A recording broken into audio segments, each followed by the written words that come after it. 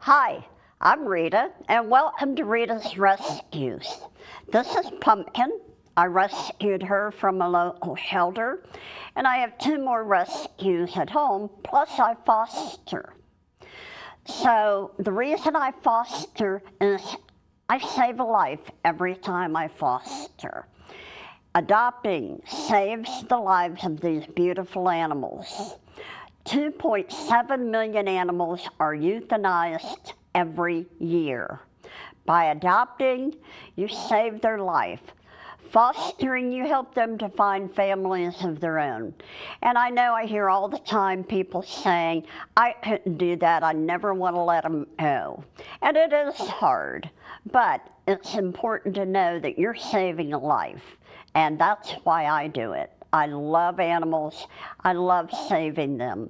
So please think about adopting when you are looking for a pet. Don't shop, adopt.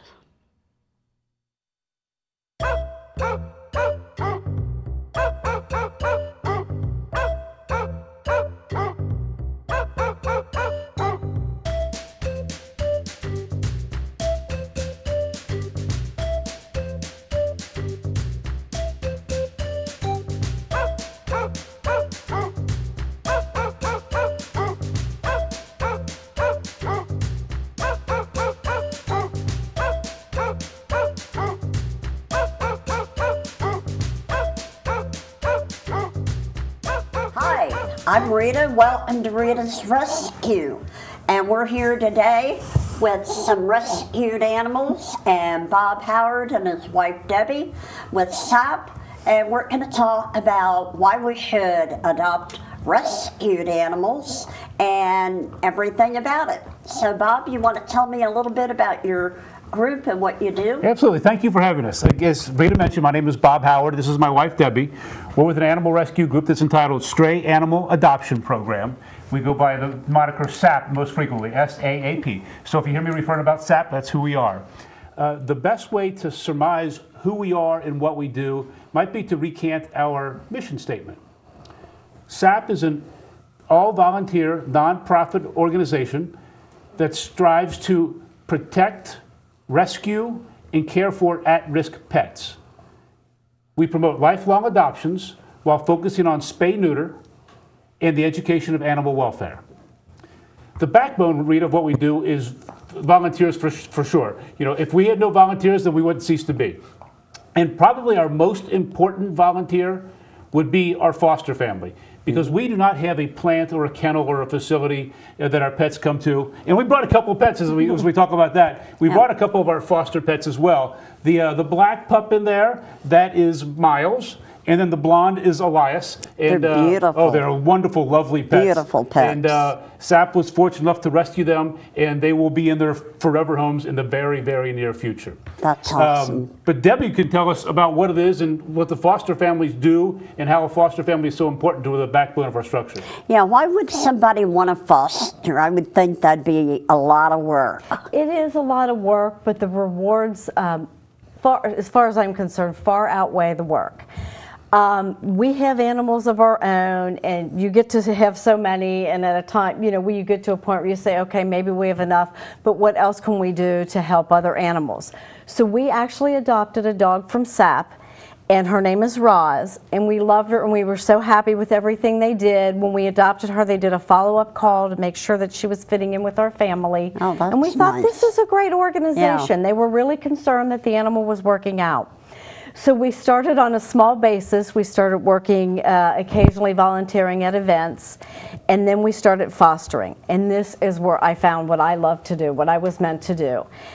And we take them in, and SAAP pulls mainly from rural high-kill shelters, you know, where a lot of times these animals would not have a chance to get out. We bring them into our homes. We work on house training, socialization skills. We see how they do with, you know, we have neighborhood children. Our kids are grown and gone. So the kids from the neighborhood come over. We kid test, we cat test. We see how they get along with our dogs. That way we know what kind of house they can fit in. Sometimes you have a dog that just has a high prey drive. May not fit in with a house with a lot of cats or things. So we help socialize them And I tell you, the reward, it is the greatest thing I ever did. It really, truly is. And what another thing I really like about SAAP is that they let you pick the kind of animal. We have people that focus just on, you know, pregnant moms who are pulled from shelters. We have a wonderful gal named Vicki who takes care of the mamas and babies till they're all ready for adoption. We have people who do seniors, and Bob and I actually have found our niche is the little guys, the puppies. Yeah, you call them little. You know, Yeah, exactly. This to me is little.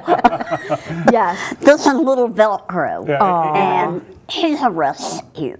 She's a smaller breed, She's so you adorable. must be Yeah. one that's fond of the smaller breeds. Right. And we try to match up pets with our available foster homes. Yeah. You prefer to foster the smaller breeds. Debbie and I prefer to foster the large breed puppies. And perhaps there's somebody else that prefers to foster the senior. So, you know, if we have a new Right. foster family, we will find the perfect match and something that they're comfortable with. And I think that's one of the really great things about your group is when I started with you, I learned that I on your website and look at the dogs that you have and Right. say, oh, you know, that looks Right. like one that would work for me. You know, it's little, it's a female, and Right. I've done quite a few dogs through your group, and it's been a great experience. I didn't realize how much gratification I would get from watching them. You know, some of them have been so abused, they come in Right. and they're cowering and they're shy. Yes. And by the time they leave my home, they're like, wow, you know, they're just a different dog. They learn that not all You people know, are and bad. seeing that transformation Right. has been amazing. Right. And then, you know, when I pick up a pet from our vet to, you know, begin the foster process, I'll look the pet in the eye and say, your life just got better from here on out. Yeah. And then, you know, we take it not only through Yeah. the foster process, but then seeing the match with its new adoptive family, it's quite a joy. Yeah. And believe it or not, a lot of the foster families visit our Facebook page quite frequently and post happily ever after stories. That's what gets me. It's That's what makes it wonderful, all yeah. worthwhile, is to know that these pets have gone into a home and they are so loved. You all have such a family-oriented group. I've come to find out that, you know, I'm on Facebook and I read all these stories Right. about, you know, how happy these pets are after Yep. you've gotten them adopted out. And it's just so gratifying. And to see how they change. You had some pictures on there of the before and afters. It's They're amazing. They're really amazing. Yep. Many have started to term us SAAP Nation. We are SAAP Nation. Yeah. Because we are big and strong, I think we have about 200 volunteers that are quite active. Wow. And we have hopes to grow this year, and the best way for us to grow, and the only way for us to grow, is to find new volunteers. Yeah. And, you know, if you would like to volunteer, I encourage you to go to our website. It's www.adoptastray.com.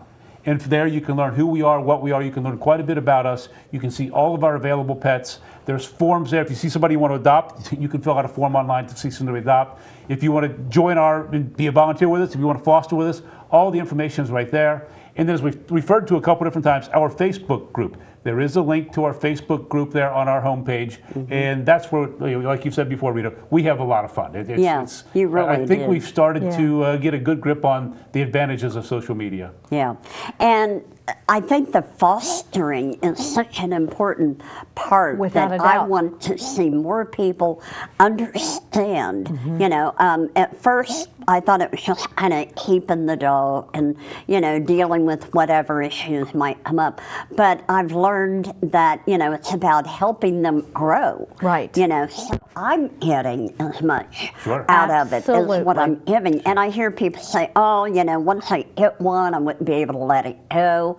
But the first one I had to let go, I can remember that, you know, it hurt some, but I also knew this dog was having a wonderful life-changing experience of going with someone who came out and went out of their way to adopt one. Right. You know, and she went to a wonderful home and, you know, is living a great life. So now each one is a little bit easier. Sure. I agree. You know, and people do say that. They do, I hear that frequently. Yeah. How can you let them go? I say it's a lot harder to watch them die in shelters than to pull them, give them a happily ever after, and move. There's always another dog that needs you now, or cat. We foster cats. Yeah. Bob and I also foster cats as well.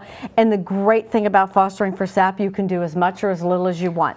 You need to take a break, you take a break. Yeah, and that I've found is really important. I've been trying to take a break for a while now, but it's not happening yet. Because I've had this one, I've got Sandy at home, and I've got 2 of my own. But you do need to take a break every now and then, and you know, just relax and not have to, you know, do so much for a while. You have to take care of yourself before you take care of somebody else. So, but that's, you know, that's all part of it, and it's so gratifying. And I really am happy to hear, you know, all the wonderful stories that you all put on Facebook about the rescues. Yes. So we'll talk some more about that and get to know your animals in the process of adopting when we come back. All right? Thank you. Great. All right.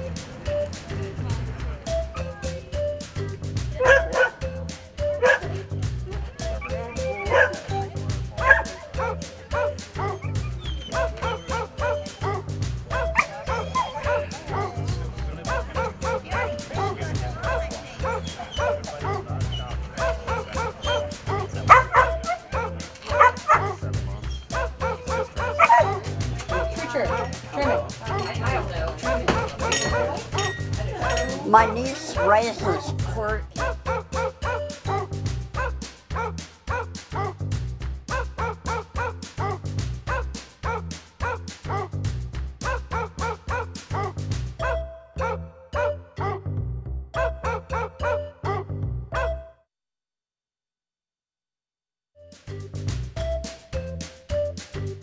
Hi, welcome back. I'm here today with Bob and Debbie from SAAP, and we're talking about adopting rescued animals and finding homes for these beautiful dogs. Why do we do it? How do you do it? Bob, tell me more about the process for adopting. SAAP has been around since 1999, and we've learned from our mistakes. We've gotten the growing pains out of the way. We think we have a good, smooth, simple adoption process. It starts with social media and our online marketing. You can find all of our available pets on our website. It's adoptastray.com. And so if there's anybody of interest there, you can fill out an online application there. There's also our Facebook group, which has a lot going on. But the bread and butter of what we do are our weekly adoption events. We hold 6 adoption events every weekend. And anybody can come out and visit us. They can see all of our pets that are available for adoption, and they can adopt a pet right there on the site. Many people will ask, how does the adoption process work? And I'll explain to them that the adoption fees for puppies, like these two here, is only $140. If we're talking about a dog, that being over 6 months, the adoption fee is only $100. We're not savvy enough to take credit cards. However, check is good, cash is good. All the pets, prior to you even meeting them, all the pets have been to the vet. They've been spayed or neutered.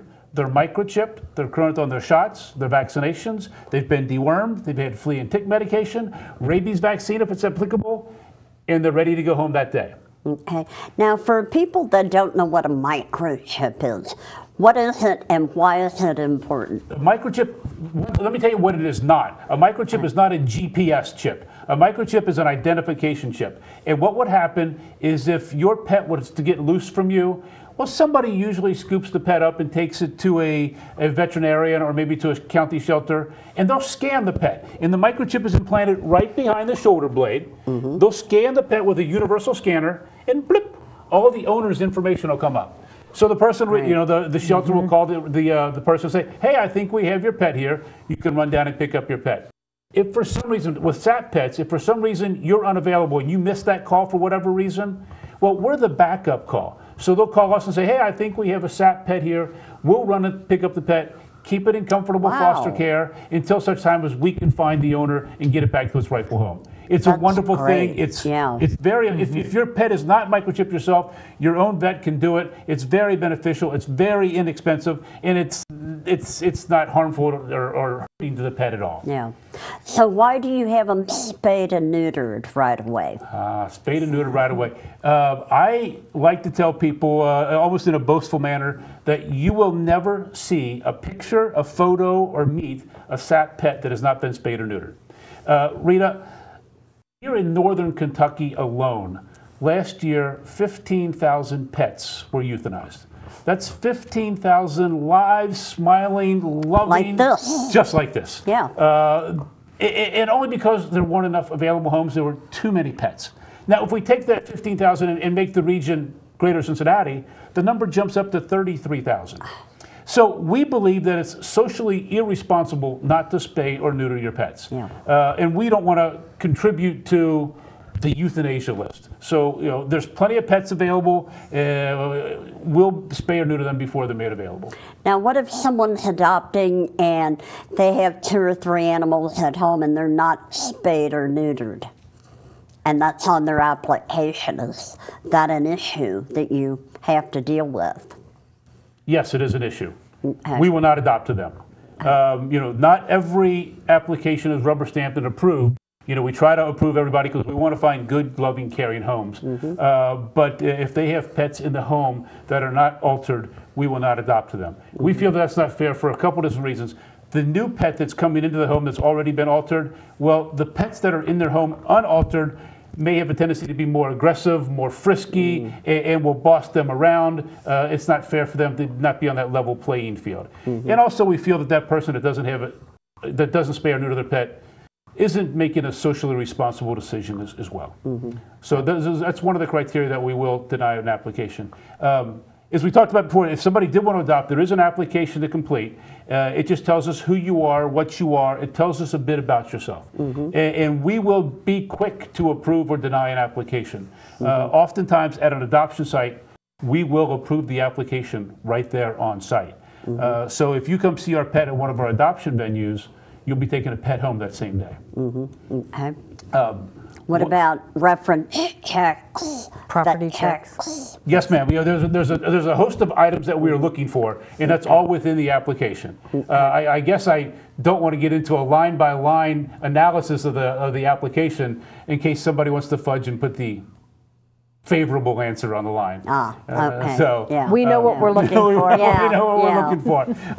But the application is only 1 page. It only takes 5 minutes to complete. It's not obtrusive. It's not invasive. It's some quite good general information. Yeah. Once we do approve the application, then there is a pet adoption contract to complete. And there's no surprises on the pet adoption contract. It says what you'd expect it to say. It says stuff like you won't use the dog or the cat as a junkyard animal. You won't use them for lab purposes. You'll love and care for the pet like you will anybody else in your home. There's two really important things on the contract that I like to share with any and everybody. Important thing number one, with pets come an expense. Food, lodging, shelter, veterinary care. And when you put your John Hancock on that contract, what you're saying is, yeah, we've had a family discussion and everybody is on board with bringing a pet into the home, and yes, we can afford the upkeep of a pet. And probably the most important thing that's on our contract, it states that, hey, if for some reason it doesn't work out, if there's ever reason that the pet needs to leave the home, please don't give the pet to a friend. Don't give the pet to a neighbor. Oh my gosh, please don't take the pet to a shelter, because we'll always take the pet back. Yeah. Now, that's not what we're not in the business to do, or we're not a retail organization. This is an adoption. We certainly hope to keep the pet within your home. But if it doesn't work out right, we will take the pet back. The only unfortunate thing is we can't give the adoption fee back. Yeah. What is considered a generous donation. Right. Now, you mentioned before about the Petco locations. Where do you show your dogs on the weekend and what time? Exactly. We have 6 different venues that we go to every weekend. As we start on Saturdays, we have our own location. We call it SAAP Station. It's our own venue. It's over in the Northern Kentucky area. It's only a half a mile away from the main entrance to Northern Kentucky University. We are there on Saturdays and Sundays from 10 till 3 on a Saturday, from 11 to 3 on a Sunday. And there is always dogs and cats available there. The other venue that we do on both Saturday and Sunday is a Petco that's in Fort Wright, here in the Fort Wright area, right on Route 17. And there's always cats there for adoption. There's always dogs there for adoptions on the weekends. Saturday and Sunday from 11 to 3. And then we also at a Planet Pet store that's on Carruthers Road in Newport. That's Saturdays only from 10 until 3. And then finally, we are at the Petco over in Anderson Township. They refer to it as the 5 Mile Petco. It's Saturday from 11 to 3. And that was a lot of numbers and a lot of addresses that I just spit out. You can go to our website. It's all recanted right there on our homepage. Okay, all right. And how many dogs do you usually have at a time? I mean, That's I know a good it varies, question. but The indirect answer would be as many available foster homes as we have. That's the indirect, That silly makes answer. sense. But a more direct answer would probably be 80 dogs, wow. 30 felines, about. Yeah. We do this, with a lot of care in our heart, and it means a lot to us. Another number of interest to many people, last year we found homes for 1,357 pets. Wow. I believe that we're one of the largest, if not the largest, rescue group in the city. Our volunteer base is committed. They're in it. I can't say enough positive things about them. We're hoping to have over 1,500 adoptions this year. Wow. That'd be great.